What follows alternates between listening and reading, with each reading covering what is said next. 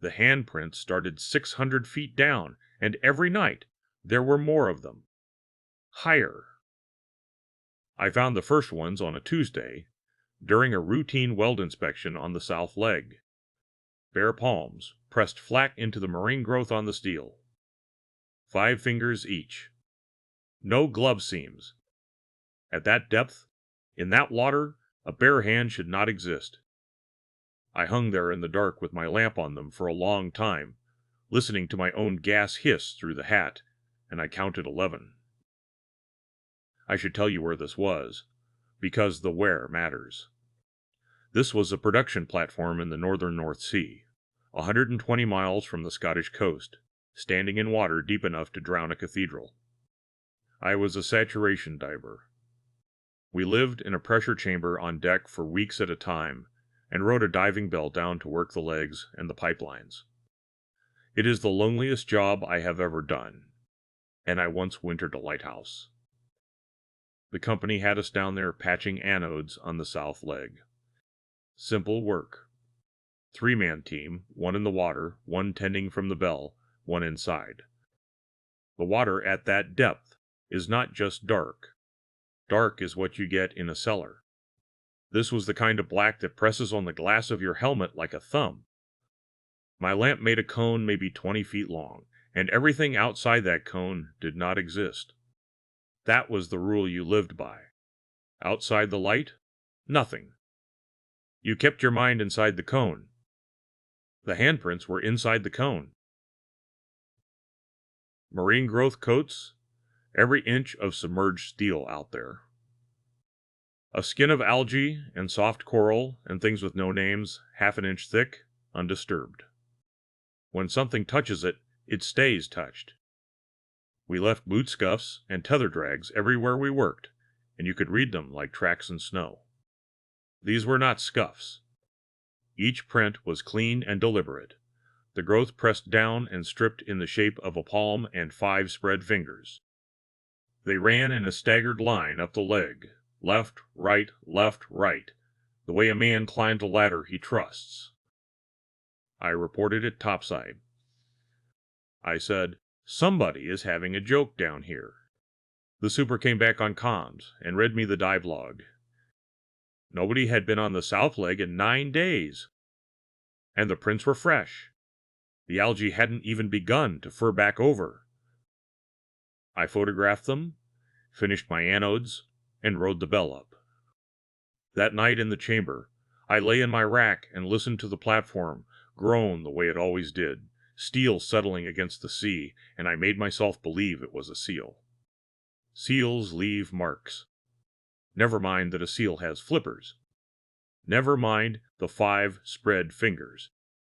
A man in a chamber at depth cannot afford certain thoughts, so I chose the seal, and I slept. Wednesday night. The prints were at 540 feet. 60 feet higher. I found them without looking for them. My lamp swung across the leg on descent, and there they were. That same staggered ladder climb, left, right, left. I hung on my umbilical and followed them down with the light until the cone gave out. They went below the dark.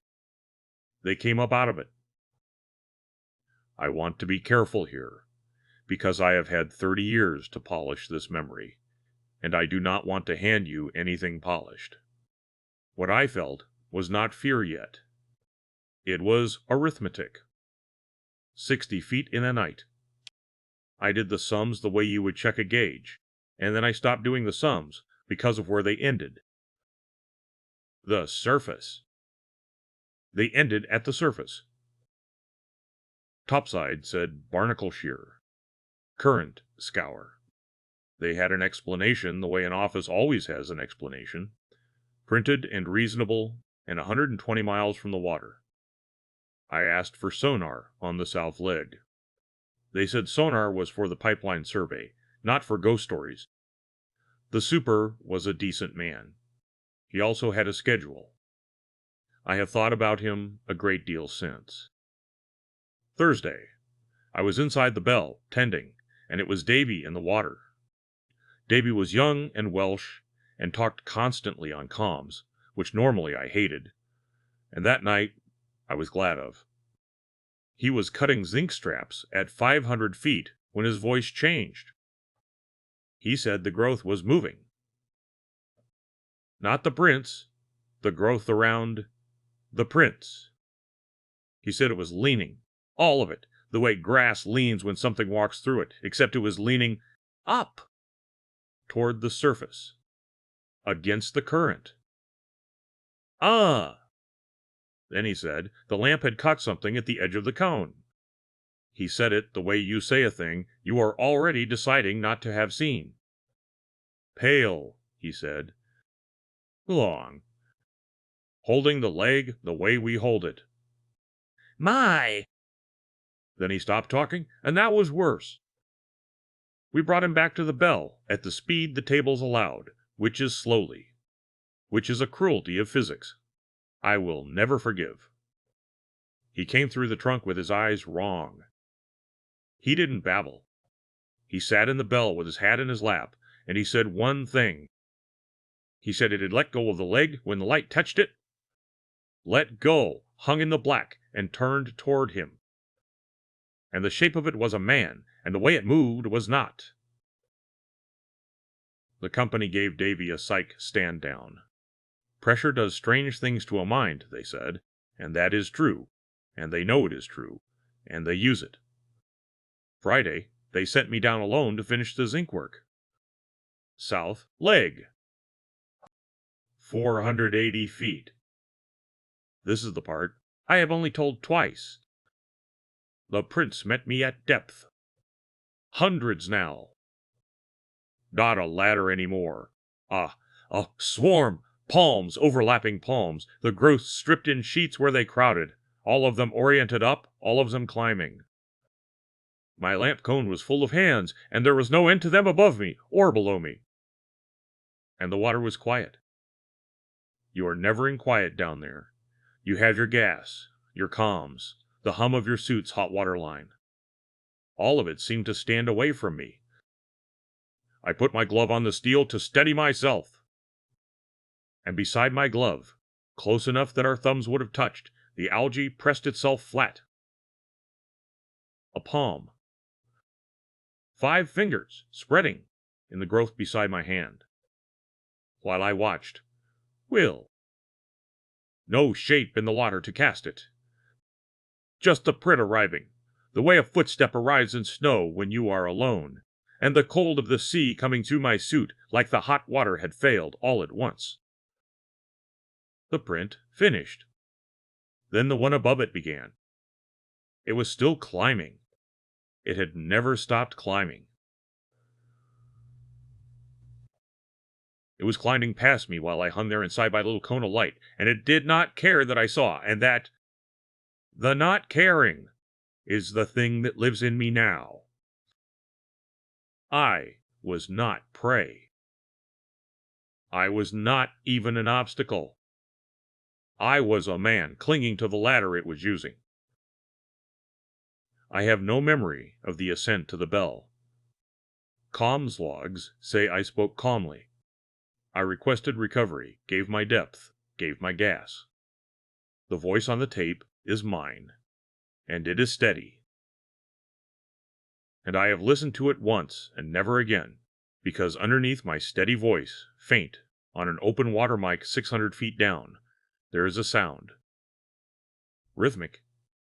Soft. Like palms patting steel. Left. Right. Left. I finished my rotation in the chamber because there is no other way out of a chamber. 4 days of decompression with that leg of the platform standing in the black beneath me, and I do not remember sleeping. Then I went home to Aberdeen, and I did not sign the next contract, or any contract after. Here is what I know, instead of an ending. I know the company pulled the south leg inspection reports from that whole quarter. Davy wrote to me once from Swansea. He was on the beach for good, too, and he'd requested his own dive logs and been told they were lost in a systems migration. Fine. Systems migrate. I know the platform stopped producing 11 years later, and they left her standing the way they do, too expensive to tear down. She is out there right now, 120 miles from shore, abandoned. A steel ladder, 600 feet tall, standing in the dark, with nobody left aboard to notice anything at all. And I know one more thing, and then I am done. 2 summers back, my grandson showed me a video on his phone. Some lads had taken a boat out to an abandoned platform. Hers, I knew her silhouette the way you know a face, and climbed the boat landing to film the ghost rig for their channel. Rusted decks. Gull nests. Nothing, nothing, nothing. But at the waterline, on the south leg, where the splash zone keeps the steel wet and green, the growth was pressed flat in shapes. Dozens of them. The lads never even noticed. They walked right past, chattering to their camera, while behind them the marks came up out of the sea and went over the rail.